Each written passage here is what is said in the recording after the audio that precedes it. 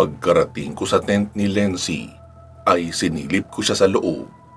Nakita kong mahimbing ang tulog nito habang nakapatong ang cellphone sa kanyang tiyan. Kinuha ko iyon para tignan kung anong oras na. Nakita kong madaling araw na pala. 3:00 na pasado ng madaling araw, kaya humanap na rin ako ng pwestong aking masasandalan. Tapos nagpahinga na. Namalayan ko na lang na meron ang tumatapik sa akin. Si Manang Lorna pala. Naririnig kong may mga tunog na ng tilaok ng manok sa di kalayuan. Ibig sabihin, hindi na rin kalayuan mula roon ang mga kabahayan. Parang malaking isla kasi ang lugar na iyon pero malawak. Nagulat ako noong tatayo na sana ako. Dahil hindi pala ako mag-isa sa pwesto kong iyon. Naroon din katabi ko si Lency. Kaya nasabi ko na lang sa isip ko, bakit ito narito? Sino ang naroon sa tent niya? Noong silipin ko ang loob ng tent ay nakita kong mga babae ang naroon sa loob. Pero hindi ko sila kilala sa pangalan. Kasama sila doon sa mga hikers. Sa kabilang bahagi ko naman ay may katabi rin ako. Iyong mga lalaking hikers, magkakadikit na nakahiga sa kabilang bahagi ko. Nagsilipatan na rin pala at sa akin pa talaga tumabi. Takot rin pala. Akala ko matatapang eh. Ginising ko si Lency na agad namang nagising. Nagpalingalinga siya sa paligid namin. Sabay sabing, "Anak ng matatabang tilapia ang mga ito eh. Inagawan ba naman ako ng higaan sa tent? 2 ang tumabi sa akin, ang tataba pa. Kaya para tuloy akong pinagitnaan ng 2 malalaking truso. Kaya nahirapan akong makahinga ng maayos." Natawa naman ako sa itsura niyang naiinis. Sabi ko na lang, "Kaya ka pala sa akin naman nagsumiksik. Maganda ka na, aalis na tayo agad. Malayo-layo pa ang lalakarin natin." Ang sabi ni Manang Lorna, "Pakahapon pa tayo makarating roon. Lalo at ang babagal yung magsilakad." Bigla naman iyong nagreklamo, "Lalakad na naman? Ano ba yan? Hindi pa nga tayo nag-aalmusal? O kahit magkape man lang?" Sumabat naman si Angel, "Len, kapag nakalabas na tayo sa makapal na kagubatang ito, ay may madadaanan na tayo mga kabahayan, malapit sa mga palayan. Hindi na doon mahirap maglakad. Doon tayo pwede makahingi ng mainit na tubig. Meron naman tayong baong kape at tinapay. Kaso wala tayong dalang painitan ng tubig eh. At wala rin tayong tubig na maipapainit pa." Tapos ako naman ang hinarap ni Angel, "Kuya, paano na ang mga taong ito?" Sabi ko naman, "Sige, gisingin nyo na sila. Nang makausap muna natin bago tayo umalis." Agad niya naman iyong ginawa. Noong nagising na ang lahat ay nagsalita ako, "Kayong lahat ng narito, magsiuwi na kayo. Maaari nyo pa namang ituloy ang inyong hiking, pero sa ibang lugar na, wag na rito. Nakita nyo naman siguro kung gaano kadelikado, di ba? Aalis na rin kami at magpapatuloy na sa aming pupuntahan. Kapag nangyari uli sa inyo ang nangyari kagabi, wala nang puprotekta sa inyo. Kayo na ang bahala sa sarili nyo. Tsaka, kung pwede lang, makinig naman kayo. Bakit hindi nyo buksan ang inyong isipan sa mga pangyayari at nilalang na nakita nyo kagabi? Mga aswang iyon. Punong-puno ng mga aswang ang lugar na ito. Dahil dito nagpupunta ang mga aswang na tinutugis sa mga katulad kong babaylan sa mga bayan. Ligtas sila rito at wala nang sasadya pang manunugi sa kanila. Kaya kapag nakakita sila ng normal na tao na kagaya nyo, edi isa iyong piging sa kanila dahil marami silang makakain." May narinig naman ako nag-uusap sa may bandang likuran at ang sabi, "Makikinig ba tayo dyan? Feeling commander eh. Ngak-ngak ng ngak-ngak. Animoy, alam niya na ang lahat. Kung makapag-utos, akala mo mga anak niya tayo eh."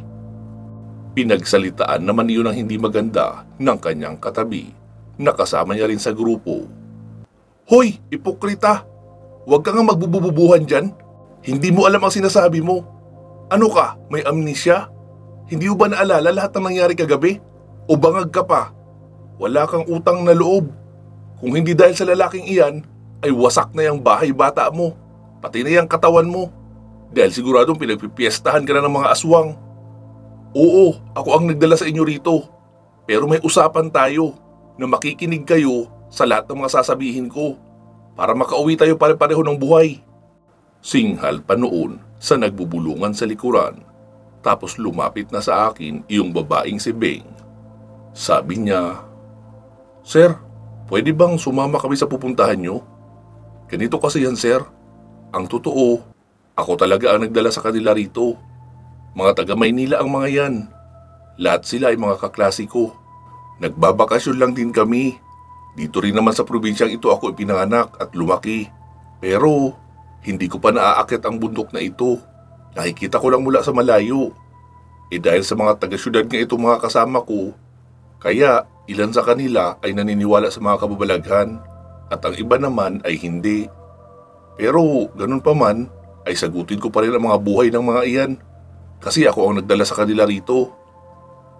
Kagaya nyo ay napadaan lang din kami rito dahil papunta talaga kami sa lugar ni na lola ko sa itaas. Malayo pa yun rito. Pagkalampas sa makapal na kagubatang ito, ay may matatagpuan na raw na isang rancho. Pagmamayari iyon ng lolo at lola ko. Plano kasi namin na doon mag-stay hanggang sa matapos ang bakasyon. Sabi ng mga kaibigan ko na gusto nila ng excitement at adventure.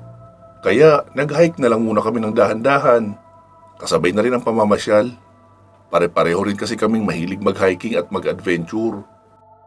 Sa totoo lang, yung mga nilalang na nakita namin kagabi ay matagal lang ikinikwento sa akin ng mga lolo at lola ko.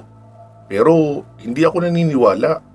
Pero ngayon ay kumbinsido na talaga ako na totoo ang mga ginoong nilalang dahil nakita mismo ng dalawang mata ko ang nangyari kagabi. Baka pwedeng isabay mo na kami, sir, kahit hanggang makarating lang kami sa rancho. Kahit naman mga pasaway itong mga kasama ko, sagutin ko pa rin sila sa mga magulang nila dahil ako nga ang nagdala sa kanila. Sabi ko naman, "Sige ma'am, pero ikaw ang bahalang magpaliwanag sa kanila at mag-advise ng mga gagawin. Kasi kapag ako ay puro pang iinsulto lang ang inaabot ko." Sumabat naman sa usapan namin si Angel. "Sasabay sila sa atin? Tapos puro kaartihan at pagkawalang galang ang papairali nila? Naku, sa pamayanan namin ay hindi pwede ang ganyan. Puputulan ang mga yan ng dila doon." Sinagot naman siya ni Beng, "Be, hindi naman kami sasama hanggang sa pupuntahan nyo. Pakikisabay lang kami hanggang sa paglabas sa kagubatang ito dahil naroon na rin naman malapit ang pupuntahan namin. Natroma na kasi ako sa mga nasaksihan ko kagabi. Pero ang mga kasama ko ay pinagpipilitan nilang namamalikmata lang daw sila at para raw kayong mga taga-sirkus, magaling gumawa ng palabas." Habang seryoso ang usapan ay bigla namang sumingit si Lency. "Teka ate, may napkin ka ba dyan?" Biniro naman siya ni Angel at sinabing, "Naku Mari, hindi magkakasya sa'yo ang sinusuot niyan. Ang laki-laki niya no at ang taba-taba pa." Tapos nagtawanan silang lahat, pati na ang mga kalalakihan sa likuran. Sinungitan naman ang mga iyon ni Lency. "Bakit kayo nakikitawa? Hindi kayo kasali no? Kami lang." Natawa naman ang dalagang si Beng at sinabing, "Bakit be? Lumabas na ba? Ang hirap niyan at nasa alanganing lugar pa tayo. Pero sige, halika samahan na lang kita." Mahahalatang isip bata pa talaga itong si Lency dahil hindi siya nahihiya na sabihin kahit sa maraming tao ang bagay na iyon. Sabi naman ni Lency, "Huwag ka na sumama, okay lang ako. Kahit si kuya na lang ang isasama ko." Sabi naman ni Bea, "Ano? Nahihiya kang magpasama sa akin? Babae naman ako. Pero sa kanya na lalaki, hindi ka nahihiyang magpasama?" "Hay, babae nga talaga. Masyadong nagpapaalata." "Oh, sir, ikaw daw ang sumama sa kanya." Sabi ko naman, "Ha? Bakit ako? Anong alam ko dyan? Baka pampers ang ilagay ko dyan eh. Sa asawa ko nga, hindi ko pa nakikitang naglalagay. Masanay ako maglagay ng pampers sa baby ko." Sabi naman ni Bea, "Sasamahan mo lang naman sir. Hindi naman ikaw maglalagay. Hindi naman kasi pwedeng dito. May asawa ka na pala sir. Siguro maganda ang misis mo. Dahil sa itsura mong yan, malabo kang papatol sa mga pangit. Siyempre, yung mga kalibel mo lang din ang papatulan mo. Sabi naman ni Lency, pambihira naman kasi. Ngayon pa talaga, napakarong timing. Sige, mamaya na lang kapag nakadaan tayo ng ilog. Sabi naman ni Manang Lorna, ay, pambihira ka talagang bata ka. Pinagsigawan mo pa talaga. Dapat pribado na yan at tayo mga babae lang ang nakakaalam. Isip bata ka pa rin talaga. Nagsalita naman ako. Oh, tama na yan. Maganda na kayo kung sasabay kayo sa amin at aalis na tayo. Mahabang lakaran pa ang tatahakin natin. Siguro naman, wala na tayo magiging problema sa ating paglalakad ngayon dahil umaga naman at tuloy-tuloy na ang paglalakad. Tumango lang ang lahat at nagkanya-kanyang ayos na ng kanilang mga gamit. Pagsapit ng alas 7 ng umaga, ay nagsisimula na kaming maglakad. Kahit wala kaming daan na tinatahak, ay hindi naman naging mahirap dahil medyo patag na rin naman at mga talahib na lang ang karamihang nasa daan. Hindi gaanong mabato. Hindi pa rin nakakapagod maglakad dahil malamig pa ang paligid. Palibhasa, iyong bahaging aming kinaroroonan ay hindi naaabot ng sikat ng araw dahil sa naglalakihang mga puno sa paligid. Pagsapit ng pasado alas 9 ay may nakita na kaming batis at may mga bahay sa bandang itaas noon. Kaya nabuhay na ng loob ang mga kasama ko at nagmadali na silang magtungo roon sa bahay sa unahan. Nahuhuli pa ako sa paglalakad dahil inoobserbahan ko pa ang paligid hanggang sa mapansin kong parang hindi ko nakikita iyong magjowa na kasama namin. Kanina lang nasa likuran ko sila nakasunod tapos biglang wala na roon. Napahinto naman ang dalagang si Bea at tumingin sa akin. Sabi niya, Sir, sinong hinahanap nyo? Kanina kasi may kasama pa tayo na nakasunod sa likuran ko. Tapos bigla na lang silang nawala. Yung magjowa ba, sir? Naku, wag mong problemahin ang mga iyon. Baka naghotel lang saglit sa gilid-gilid. Alam mo na, gusto mo balikan natin. Tapos makijoin tayo. Pero ikaw ang partner ko. Biro niya pa, pero hindi ako tumawa sa joke niya. Dahil seryoso ako noong mga oras na iyon. Sabi niya na lang, joke lang sir. Tara na sa taas para makapagkape na tayo doon sa mga kabahayan. Sabi ko naman, sige, mauna ka na sa taas. Mali ka nang iniisip. Hindi nila sinadyang humiwalay. Nilamat sila o iniligaw ng sadya ng mga elemento. Kung gusto mo, samahan mo ako. Hanapin natin sila. Mas mabuting kasama ka para ikaw na magpaliwanag. Baka kasi hindi na naman sila maniwala at sungitan lang ako. Wika ko pa. Pero ang totoo, alam ko na talaga na nilamat ang mga iyon dahil sinabi na sa akin ni Sinay. Sabi naman ng dalaga, saan naman natin sila hahanapin? Kapag nakita ko talaga ang dalawang yun, ay pagsasampalin ko isa-isa sa kanilang atay. Habang nagsasalita siya, ay wala siyang kamalay-malay na dinadala na siya ni Mian sa lugar kung saan naroon ang dalawang kasama niya. Hindi niya napansin ang unti-unting pagbabago ng paligid.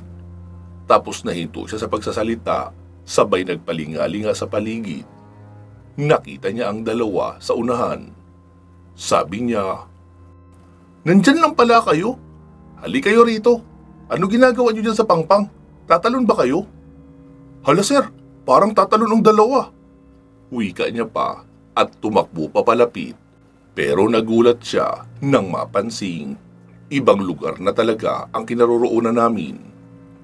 Teka, paanong pampang na ito at dagat na sa ibaba? Di ba, nasa bundok tayo at batis ang malapit roon? Hala, nababaliw na ba ako? Sir, anong nangyayari sa akin? Nawawala na yata ako sa sarili ko. Nag-aalalang wika niya pa. Hindi ko na siya pinansin at pinuntahan na iyong dalawang kasama niya dahil mukhang tatalon na talaga. Pero wala sila sa ulirat. Nakatulala lang sila at dahan-dahang naglalakad papunta sa gilid ng pampang habang nakatingin sa malayo. Mian, ikaw nang bahala sa kanila. Ibalik mo sila doon malapit sa batis. Tumango lang si Mian at agad nang nagpunta doon sa dalawa. Binalikan ko naman ang dalagang si Bea. Nakatunganga lang siya roon at nagsasalita mag-isa na tila nahihirapan ipaliwanag sa sarili ang mga nangyayari. Pagkabalik ko sa kanya, sabi niya, "Sir, anong nangyayari sa kanila? Bakit para silang estatwa? Sila ba talaga yan?" Hindi ko na siya sinagot at umusal na ako ng orasyon para makabalik na kami sa aming pinanggalingan. Muli na naman siyang natahimik at paikot-ikot na pinagmamasdan ang paligid. Sabi niya, "Hala, paano nangyari yun? Narito na tayo uli sa may batis. Ayan yung mga kabahayan, no? Nandito na rin ang dalawa. Di ba nawawala sila kanina, sir? At hahanapin nga natin?" "Hindi ko na talaga alam ang nangyayari sa akin, sir." Sabi ko naman, "Alam mo, baka guni-guni mo lang yun. Sige na ma'am, lumakad ka na at sumunod ka na sa dalawa. Pumunta na kayo roon sa kabahayan. Maya-maya at matatauhan ang dalawang yan. Ikaw na ang bahalang magpaliwanag. Ako na naman ang raratratin ng mga iyan at pagbibintangan ng kung ano-ano." Tumitig siya sa akin at sinabing, "Hindi alam kong totoo lahat ng nakita ko. Iyon ba yung tinatawag na time skip? Yung nakakapunta tayo sa ibang lugar sa pamamagitan ng vanishing rituals?" Sabi ko na lang, "Oo, yun nga." "Wow, ang galing!" Wika niya pa at hindi pa siya tapos magsalita ay nakita naming papalapit na si Lency. Sabi noon, "Kuya, bakit nagpahuli kayo? Hoy, ikaw naman ate. Bakit hindi ka na sumunod sa mga kasama mo? Ano ginawa niyo ni kuya ko?" Sumagot naman si Bea, "Hay naku ining, mali ang iniisip mo. Kung makapag-imbestiga ka, daig mo pa ang asawa eh. Naiwan kasi ang dalawang kasama ko at nawawala kaya hinanap namin. Akala ko nagpaiwan talaga sa tabi-tabi para gumawa ng kababalaghan. Alam mo na, iyon pala ay nilamat na o yung pinaglaruan. Masyado kang advance mag-isip. Hindi naman ako papatulan yung kuya mo eh. Kita mo naman, hindi nga ako maganda, maitim pa." "Uy, ikaw masyado kang pahalata. Dapat secret lang ang mga ganyang feelings, be. Tara na, mahapdi na ang sikmura ko sa gutom." Sabi naman ni Lency, "Mabuti at nilinaw mo.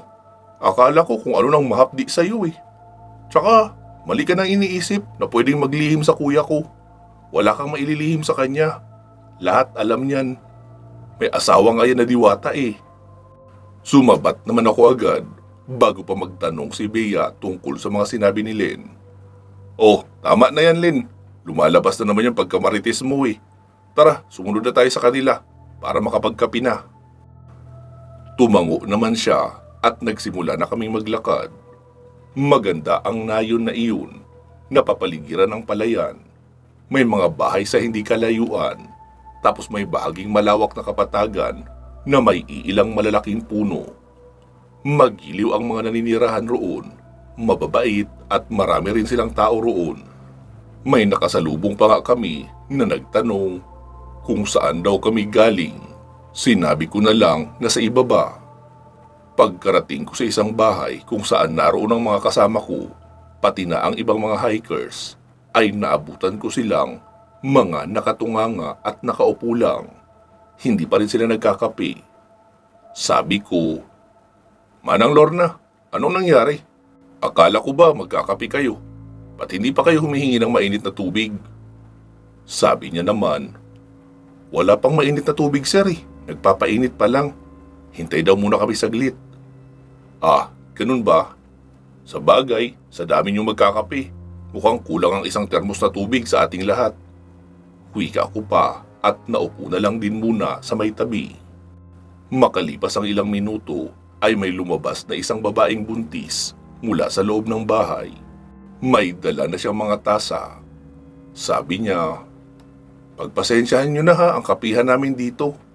Alam niyo naman na sobrang layo namin sa bayan, kaya wala rin kaming matinong kapihan na tasa. Bakit pa kasi hindi kayo nagdala ng mga tasa niyo at painitan ng tubig na magagamit niyo sa pagkakape sa umaga? Alam niyo namang gubat itong pupuntahan niyo, di ba?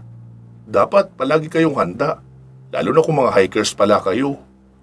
Sinagot naman siya ng isang lalaking hikers, Meron naman kasi kaming kumpletong gamit pag akyat dito. Kaso, itong mga kasama kong duwag ay bigla na lang nagsitakbuhan kagabi at iniwan ang mga gamit namin. Kung hindi sana sila naduwag, edi sana kanina pa kami nakapagkape. Nagsalita naman si Bea. Ang yabang mo magsalita ah. Ikaw nga itong naunang tumakbo na parang babae na tili ng tili sa takot. Para kang hindi lalaki. Edi sana binalikan mo mag-isa ang mga naiwan natin na gamit. Kung matapang ka naman pala. Puro ka dada dyan.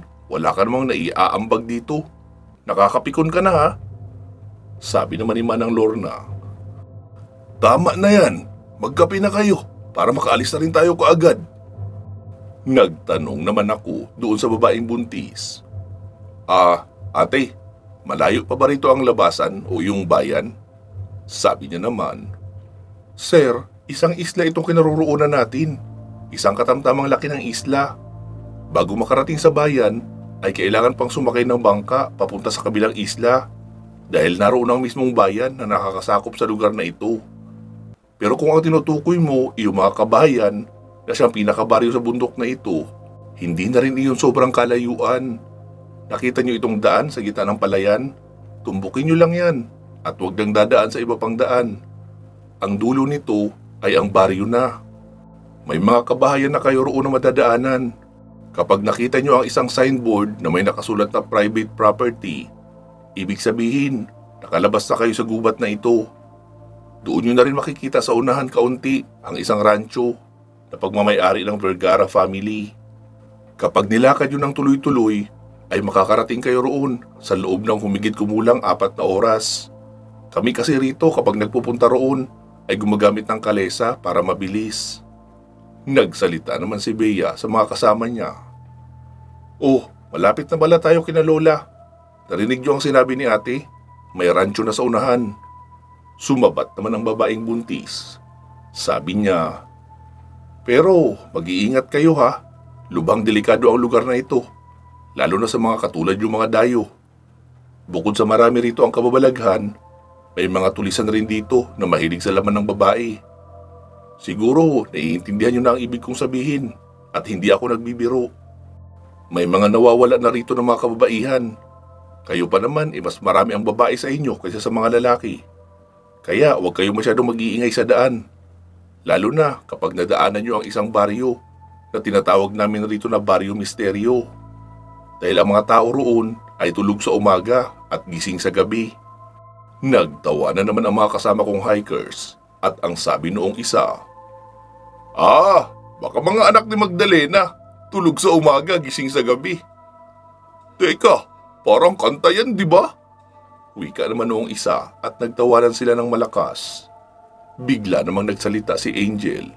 Sabi niya, magsitigil nga kayo. Tawa kayo ng tawa. Mga ignorante at mangmang. Halos mamatay na kayo kagabi. Wala pa kayong kaalam-alam. Dahil puro kayo kamangmangan lang. Pinapairal nyo. Kung wala kami o si kuya na tumulong sa inyo, siguradong busog na ang mga aswang na sumugod sa inyo kagabi. Biglang natahimik iyong mga nagtatawanan. Medyo napalakas kasi ang pagkakasingal sa kanila ni Angel. Dahil sa inis sa kanilang mga inaasal. Dahil sa pagkakaingay ay naagaw ang atensyon ng mga tao sa ibang bahay na malapit roon.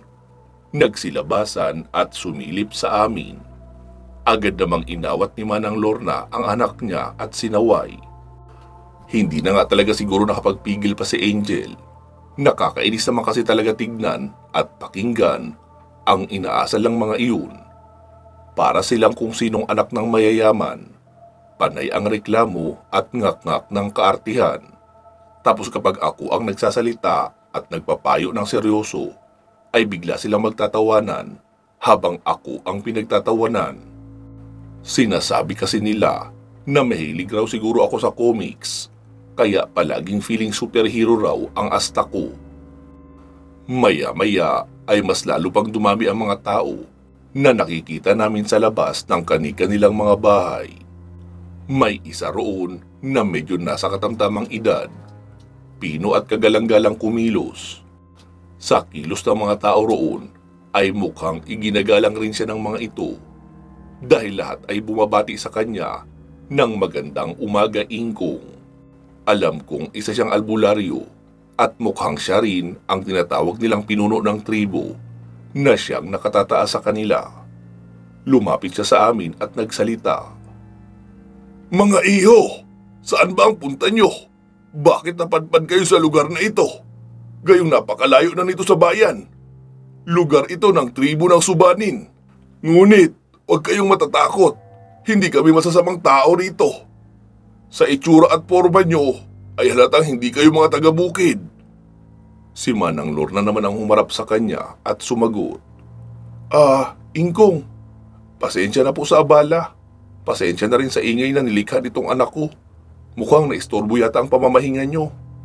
May pupuntahan kasi kaming lugar, sa baryo ng Sirang. Tribo na rin iyon ng Subanin. Kahapon pa kami narito sa lugar. Naabutan kami ng gabi sa daan. Sa tagal kasi na hindi na ako nakakaakyat rito, kaya hindi ko na alam na wala na palang bangka na bumabiyahe para maghatid mula sa Pantalan. Kaya naglakad lang kami ng mano-mano. Itong mga binata at dalaga naman, silang 12 ay mga namamasyal at taga-hiking raw. Nadaanan lang namin sila kagabi. Hindi naman pwedeng pabayaan lang namin dahil siguradong mapapahamak lang sila. At hindi nga kami nagkamali dahil muntik na silang madisgrasya kagabi kung hindi kami dumating. Muling nagsalita yung matanda na may pagtataka sa mukha. Sabi niya, Tama ka dyan, Iha. Alam ko kung gaano kadelikado ang lugar na inyong nadaanan. Pero, sino ang tumulong sa inyo? At paano nyo nalagpasan ang mag-asawang gabunan doon? Imposibleng makaligtas sa kanila. Maliban na lang kung may kasama kayong babaylan. Tumingin naman sa akin si Manang Lorna pero hindi siya nagsalita. Kaya lumapit sa akin ang matandang lalaking iyon. Tinignan niya ako mula ulo hanggang paa. Sabi niya sa akin, Boy, may alam ka ba sa lihim na karunungan o espiritual na antas? Wala naman akong nararamdamang kakaiba sa iyo, maliban sa suot mong medalyong kristal. Sabi ko naman, Manong, hindi niyo po nararamdaman dahil nakatago naman ang poder ko. Pero yung sa inyo ay nararamdaman ko. Kung bubuksan ko kasi ang poder ko ay maaalarma ang mga kaibigan mo rito. Pati na yung mga kaibigan mong mga aswang na dinaanan namin. Sabi niya naman, Alam mo, iho, bilang nakakataas at namumuno sa lugar na ito, ay kailangan kong protektahan ang mga mamamayan dito sa kahit anong paraan. Marahil nagtataka ka kung bakit hindi kami ginagambala rito ng mga aswang. Dahil iyon sa may kasunduan kami. Sinagot ko naman siya. Sana lang po hindi maligaw ang landas mo, Manong. At sana nasa panig pa rin kita. Dahil kung hindi, ay baka magaya ka din sa mga kaibigan mong naging abo. Huwag sanang sasama ang loob mo, pero ayoko sa mapagpanggap. Ang totoo, hindi mo sila kayang labanan kaya ka nakipagkasundo sa mga aswang. Kapalit noon ay ibinibigay mo sa kanila ang bangkay ng mga taong namamatay rito. Iyon ang dahilan kung kaya wala kayong sementeryo dito. Tama ba ako? Tahimik naman na nakikinig sa amin ang mga kasama kong mga hikers na tila naguguluhan sila sa aming pinag-uusapan. Sabi ko kay Manang Lorna, Manang Lorna, mauna na kayo sa paglalakad. Dalhin mo na ang mga ito sa labasan. Masusundan ko naman kayo sa inyong pupuntahan. Susunod din ako kaagad pagkatapos namin mag-usap rito.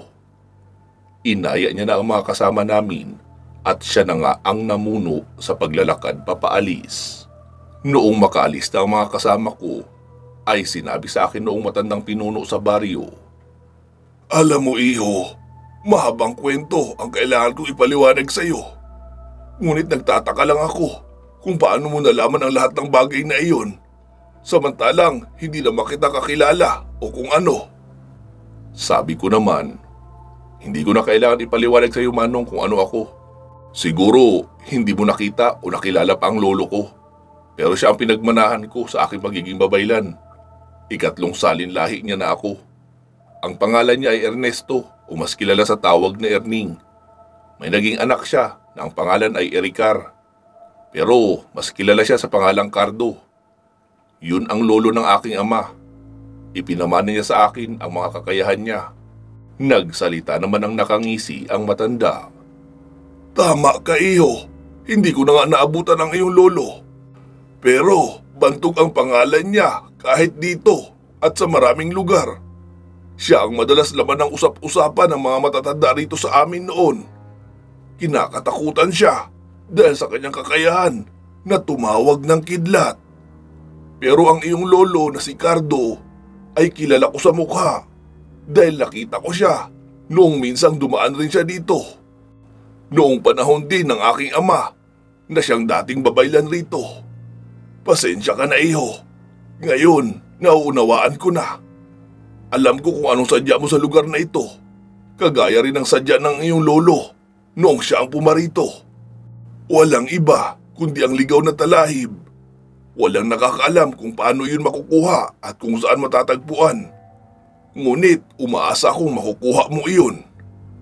Kaya pala, napapangiti na lang talaga ako kapag naiisip kong tadhana nga naman.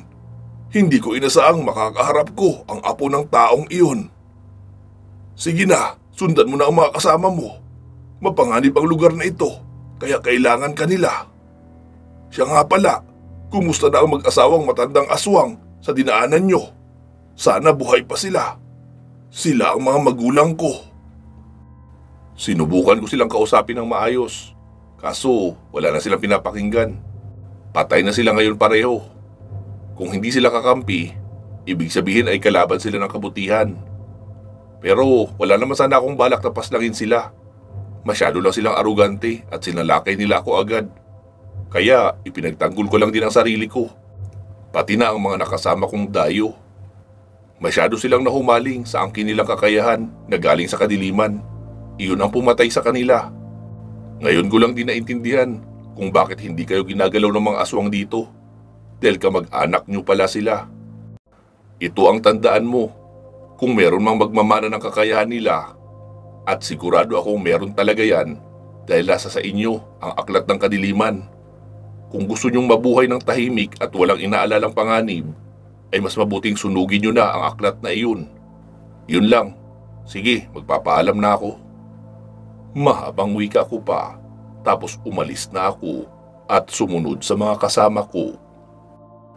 Pansamantala muna natin puputulin dito ang ating kwento. Magsama-sama tayong muli sa kasunod nito. Bago ko po tapusin, ay meron lang sana ako munting pakiusap. Alam nyo naman po na marami tayong ina-upload na series dito, di ba? Iyon ang dahilan kaya humihingi ako ng tulong sa pagbuboses ng iba nating mga kwento.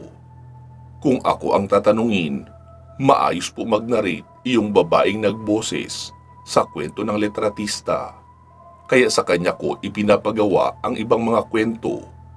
Sa tingin ko nga ay mas magaling pa siyang mag-narrate kaysa sa akin. Dahil hindi siya ngungo at hindi rin siya parang lasing magsalita kagaya ko. Kaya sana ay tangkilikin niyo pa rin ang mga kwento. Lahat naman ng kwentong ina-upload rito ay ako ang nag-aayos para malinaw ang detalye na inyong mapapakinggan. Kaya sana huwag niyo naman akong iwan. Yun lang po. Maraming salamat sa lahat ng tumatangkilik na mga kwento natin rito. Maging ako man o hindi ang nagbuboses. Maraming salamat po ha. Hintay na lang tayo uli ng masusunod na ipapadala sa atin ni Sir Rico. Mag-iingat po kayo palagi at hanggang sa muli.